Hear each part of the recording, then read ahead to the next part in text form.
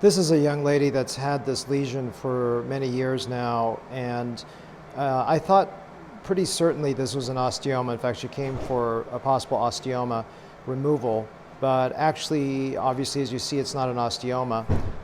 It is a lesion that resembles a lipoma, but it is firm, like maybe a lyoma or some kind of soft tissue lesion.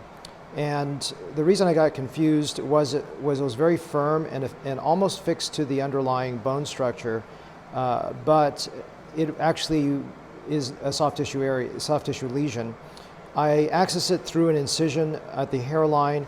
The goal, especially for a young woman, is to avoid a direct incision over it.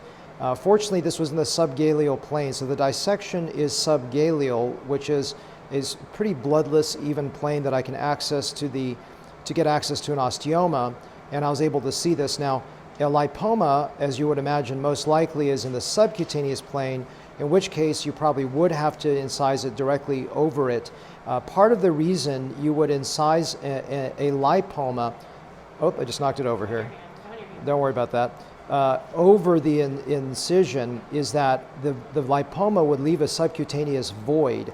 So if you try to access a lipoma or a cyst from this discrete incision way up high and then go down and try to get it out, you'll leave a hole. In order to fix the hole, then you need to make a cut, which makes no sense. But fortunately, this was a lesion like an osteoma that was very, very deep and should not cause a deformity in terms of contour, and did not require a multi-layer closure up here to fix it. So the lesson here, well, the lesson just in general is that subcutaneous lesions need to be cut directly on so that you don't create a deficit, and deeper lesions, especially osteomas, and in this case a subgaleal lesion, which most likely is a leiomyoma, or I don't know what it is.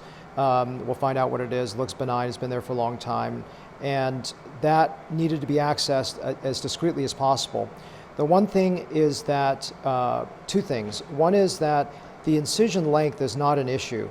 I had to extend the incision about 3 millimeters to the left in order to have access to the lesion, because it was actually pivoting over to the left.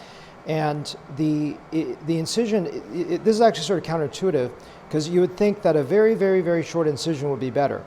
Actually, if you think about it, your eye can see in one vision the both sides of the incision, and your eye could be drawn to that incision.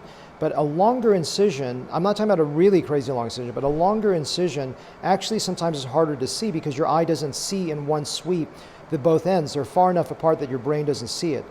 Of course, an incision here would be much harder to manage. It'll take a much longer recovery, but fortunately we could avoid that in her. The other thing with this, I did a trichophytic incision, which means I actually intentionally cut through one row of hairs to let the hairs grow through the scar. And then I'm using dissolvable sutures that will help the wound heal better, and I also put in a dilute Botox to let the wound heal better. With the incision over the area, the rule from my mentor is that never be afraid to trade a scar for a contour problem. So if she had a big lump, well, she did, she had a big lump here.